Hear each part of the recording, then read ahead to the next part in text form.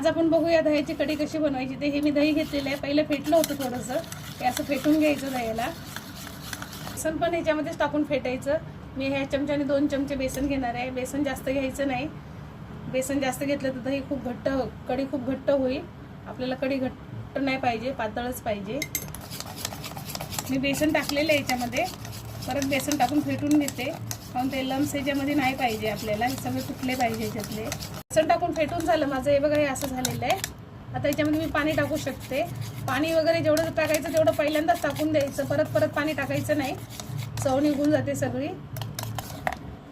मी 1 glass पाणी टाकते, आपलं नॉर्मल पाणी आहे. कढी बनवण्यासाठी हे तेल टाकते 2 माप.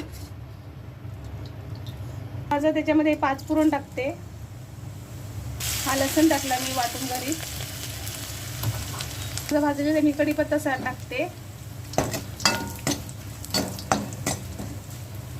हिरवी मिरची दरदरा वाटलेली आहे हे टाकते, ते अर्धा चमचा. ते 2 चम्मच. तुम्ही तुमच्या चवीनुसार मीठ टाका. मी हे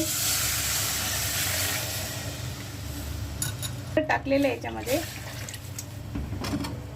ह्याला उकळी जास्त येऊ द्यायची नाही, कंटिन्यू असं हलवत राहायचं म्हणजे दही फुटणार नाही. टाकते थोडीशी, अर्धा चमचा. साखर टाकल्यामुळं चव पण चांगली येते आणि ॲसिडिटी पण होत नाही.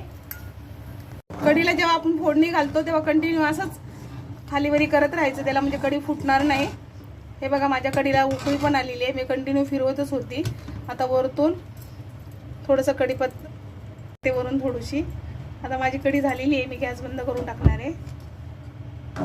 मिक्स करून ठेवते आणि झाकून ठेवायचं नाही, थोडा टाइम उघडी ठेवायचं, म्हणजे कढी अशी हिरवीच राहते. आपण जर झाकून नाही ठेवलं तर झाकल्याच्या नंतर कसं होतं, वाफ जेव्हा जाते तेव्हा हे एकदम पिवळी पिवळी कशी तरीच होते. त्याच्यामुळे असंच ठेवायचं थोड्या वेळ, नंतर झाकण झाकू शकतो.